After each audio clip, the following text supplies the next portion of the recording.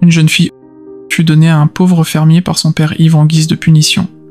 Elle ignorait qu'il possédait des milliers d'hectares, et qu'il l'aimerait comme personne ne l'avait fait. « Tu es un fardeau, Amélie, un fardeau gros et inutile. » Les mots claquèrent dans la petite maison en bois. Dehors, les nuages gris projetaient des ombres sur le porche. L'odeur d'alcool flottait, âcre et pesante. Amélie se tenait près de l'évier, poings serrés, joues empourprées par des années d'insultes ravalées. Sa robe fanée épousait ses formes rondes, ses cheveux dorés tressaient lâchement, quelques mèches frôlant ses yeux humides. « Tu penses qu'un homme voudra de toi ?» ricana son père, titubant, un doigt tremblant pointé vers elle. « Tu te gaves pendant que je me tue à tenir cet endroit. »« Tais-toi » rugit-il, fracassant son verre sur la table. Il se fendit. « J'ai trouvé quelqu'un pour te prendre. Un fermier pauvre veut une épouse. Tu pars ce soir. » Le souffle d'Amélie se coupa. « Quoi ? Tu te maries aujourd'hui ? Tu cesseras d'être mon problème. » Sa vision se brouilla. Elle se détourna, son regard tombant sur une photo poussiéreuse de sa mère, son sourire doux encore vibrant malgré le temps. Amélie avait 10 ans quand elle l'avait perdu. Depuis, la maison était froide, silencieuse, sans amour. « Maman ne t'aurait pas laissé faire, » murmura-t-elle. Son père rit amèrement, saisissant sa bouteille. « Ta mère était faible, morte. » Un hoquet échappa à Amélie. Elle ne pleurait plus souvent, mais là, dans le silence oppressant, quelque chose se brisa en elle. Elle monta dans sa chambre, prit une vieille valise, y entassa quelques robes, une brosse, un album photo, sentant la lavande. Sans un mot, elle quitta la maison. Le porche grinça sous ses pas. Ses sandales glissèrent sur les marches usées. La pluie menaçait. Puis elle le vit. Léon, près d'un vieux camion, grand, poêlé, yeux sombres sous un chapeau de paille. Ses vêtements simples, gants, bottes, chemise bleue, étaient propres. Calme, sans honte, il ne semblait pas venir chercher une épouse par obligation. Le cœur d'Amélie s'emballa. Elle ajusta son sac et avança. Sa sandale accrocha une planche. Elle vacilla, paniquée. Léon s'approcha doucement, mains ouvertes, sans la toucher. « Ça va ?» demanda-t-il, voix calme comme avant un orage. Amélie cligna des yeux, chassant des larmes de honte et de choc. Elle hocha la tête, puis la secoua, incertaine. Personne ne lui avait posé cette question sans jugement.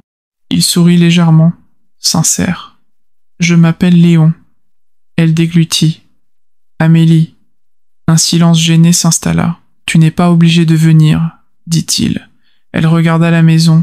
Son père, dans l'ombre, se servait un autre verre. « Je n'ai nulle part ailleurs, » admit-elle. Léon hocha la tête, ouvrit la portière passager et recula. Elle monta, sa valise sur les genoux comme un bouclier. Le moteur gronda. Elle regarda par la fenêtre, l'image de sa mère lui revenant, ses yeux pleins de douceur. Amélie se demanda ce que serait un endroit où elle ne serait pas brisée. Léon conduisait en silence, jetant parfois un regard discret, sans curiosité ni dédain. Le camion cahotait sur une route de terre, bordée de champs dorés. Amélie s'attendait à un lieu aride. Mais au détour d'un virage, une cabane en bois apparut, entourée de tournesols s'étendant à l'horizon. Une chaise en osier se balançait sur le porche, des carillons tintaient. Ce n'était pas grandiose, mais vivant. Léon gara le camion et attendit. Amélie descendit, respirant l'odeur de la terre et des fleurs. La maison était petite, propre, chaleureuse. Des herbes pendaient dans la cuisine. Une bibliothèque abritait livres de poésie et d'agriculture. « Ta chambre » dit Léon, indiquant un couloir. Un lit, des draps doux, un bureau près d'une fenêtre où la lumière tomberait parfaitement. « Que dois-je faire ?» demanda-t-elle. Il s'appuya contre la porte. « Rien pour l'instant. Aide au jardin ou repose-toi. Être là suffit. » Ces mots la touchèrent profondément. Personne ne lui avait dit cela. Les jours suivants, Amélie s'installa. Elle arrosait les tournesols le matin, lisait l'après-midi, cuisinait le soir. Un soir, elle brûla une soupe, la casserole noircie. « Je suis désolée, » dit-elle à Léon. « J'ai tout gâché. » Il renifla, sourit. « Ça sent comme ma première fois. J'ai failli brûler la grange. »« Toi, juste le dîner. » Elle rit, hésitante. Peu à peu, elle changea. Ses vêtements semblaient moins serrés. Elle cessa de cacher ses bras, chanta en jardinant. C'était la paix. Un jour, elle tenta un gâteau au miel, en forme de tournesol, suivant une recette de Léon. Elle y mit tout son cœur, mais le centre s'effondra. Furieuse, elle jeta le gâteau au compost. Léon la suivit, cassa un morceau et le goûta. « C'est de la poubelle, » lança-t-elle. Il mâcha. « Ça a un goût vrai. »« Comment ça ?»« Quelqu'un a essayé. Pas parfait. Juste toi. » Elle resta sans voix, les larmes montant. J'ai mangé des gâteaux parfaits, ajouta-t-il. Aucun ne m'a marqué. Celui-ci. Les larmes coulèrent. Léon resta à ses côtés, le vent caressant les tournesols. Amélie se sentit accueillie. Les matins étaient doux, la rosée scintillant, les oiseaux chantant. Un jour, pieds nus sur le porche, Amélie regarda le soleil se lever sur les tournesols. Cette terre n'était plus un exil. Elle était vivante, comme elle. Prête à te salir, demanda Léon, lui tendant un chapeau de paille. Elle sourit. Remboursement si mes fleurs meurent? Payable en meufin brûlée, plaisanta-t-il. Elle rit, un son libre. Ils travaillèrent dans une nouvelle parcelle. Léon lui montra comment planter. Pas trop profond, pas trop superficiel. Les racines doivent se sentir en sécurité. Ses bras, autrefois source de honte, étaient forts ici. Elle n'était pas un obstacle, mais une part de la terre. Les semaines passèrent, les graines germèrent. Amélie arrosait, parlait aux bourgeons. La gentillesse aide, dit Léon, même pour les plantes. Un jour, elle vit Léon glisser une enveloppe dans la boîte aux lettres. Elle ne dit rien, mais sa curiosité grandit. Plus tard, elle aperçut l'enveloppe, non scellée, d'une fondation agricole. Elle ignorait qu'il finançait des bourses, aidait des fermiers, soutenait l'agriculture durable. Elle savait juste qu'il était patient, gentil, et qu'il la voyait. Un matin, le premier tournesol s'ouvrit, petit mais vibrant. Amélie s'agenouilla, le souffle coupé. Elle l'avait fait pousser, les larmes montèrent. « Je l'ai fait », murmura-t-elle. Léon, à quelques pas, hocha la tête. « Tu y as cru quand c'était invisible, c'est le plus dur. » Ce soir-là, à l'évier, elle lava la vaisselle, ses doigts sentant les tournesols.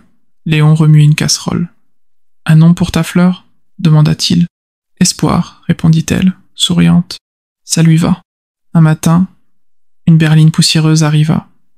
Un homme en blazer, Colline, sortit avec un carnet. Léon le reçut, tendu. « Un suivi pour une histoire », dit Colline. Amélie apporta de la limonade, sentant la tension. Une coupure de journal glissa du sac de Colin. Amélie la ramassa. Le titre. Léon Masson, magnat agricole, vit sous les radars après un scandale. Une photo montrait Léon en costume. Des détails sur ses terres, sa richesse passée, sa chute. Elle resta figée, fixant l'image d'un homme trop grand pour sa cuisine. Léon vit son regard. « Tu n'allais jamais me le dire, dit-elle distante. »« J'allais le faire, murmura-t-il. »« Pas comme ça. » Elle rentra, fit ses bagages en silence. Sa valise grinça. Elle s'arrêta, effleurant son tournesol fané. Léon apparut à la porte. « Amélie, écoute. Étais-je un projet? Non. Tu m'as fait sentir à nouveau un homme, pas un échec. Tu m'as laissé croire que tu étais simple. Je suis un fermier. Cet homme n'est plus moi. » Les larmes montèrent. Je croyais être assez pour quelqu'un comme moi. Tu es réelle, Amélie. Ton rire, ta façon de parler aux plantes, de tenir ce tournesol comme s'il était sacré. Ça fait mal. Je ne veux pas être un lot de consolation. Tu es le commencement, dit-il, la voix brisée. Le silence tomba, lourd mais doux. Amélie ne ferma pas sa valise. Quelque chose de tendre prit racine. Le lendemain, elle jardina, prudente. Léon la trouva près de la clôture. Puis-je te raconter? Elle hocha la tête. J'ai été mariée. Élise. Elle croyait en tout, surtout en moi. Elle est tombée malade. Rien ne l'a sauvée. J'ai tout abandonné après sa mort. Puis tu es arrivé. Tu m'as donné envie de recommencer. Amélie sentit sa gorge se serrer. J'ai toujours essayé de ne pas prendre de place. Ici, je me sens vue. Tu n'es pas un fardeau. Et tu n'es pas un imposteur. Il se tenait dans la lumière. Un choix silencieux de recommencer. Aujourd'hui, murmura-t-elle. Soyons ici. Léon sourit. Plus que ce que j'espérais. Les jours devinrent doux. Amélie notait les récoltes, cuisinait avec le cœur. Un jour, elle commanda trop de plants par erreur. Paniquée, elle montra la facture à Léon. J'ai tout gâché. Respire. J'ai fait pire.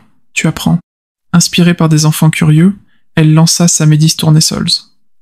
Les enfants apprirent à planter, pétrir, rire. Amélie rayonnait. Une fillette l'enlaça, la plus grande princesse. Amélie pleura, touchée. Au festival de la récolte, elle parla sur scène. Je croyais n'être rien, puis on m'a donné des graines, j'ai appris à grandir. La foule applaudit. Léon monta, s'agenouilla, un tournesol à la main. Tu es le soleil après la nuit. Veux-tu m'épouser? Oui, rit-elle, pleurant. Le jour du mariage, Amélie avança dans une robe blanche, radieuse. Elle pardonna à son père, pour elle. Léon lui tendit une note. Tu es le seul le plus riche. Veux-tu m'épouser encore? Oui. 1 an plus tard, Amélie, Léon et Marguerite se tenaient dans le champ. « Maman, Fleur !» cria Marguerite. Léon enlaça sa famille. « Merci pour cette vie. Merci de m'avoir aimé en premier. » Leur amour, planté dans un sol dur, avait fleuri. Abonnez-vous à Histoire des amoureux pour des récits d'espoir et d'amour. Likez, partagez. Les plus belles fleurs poussent dans le sol le plus dur.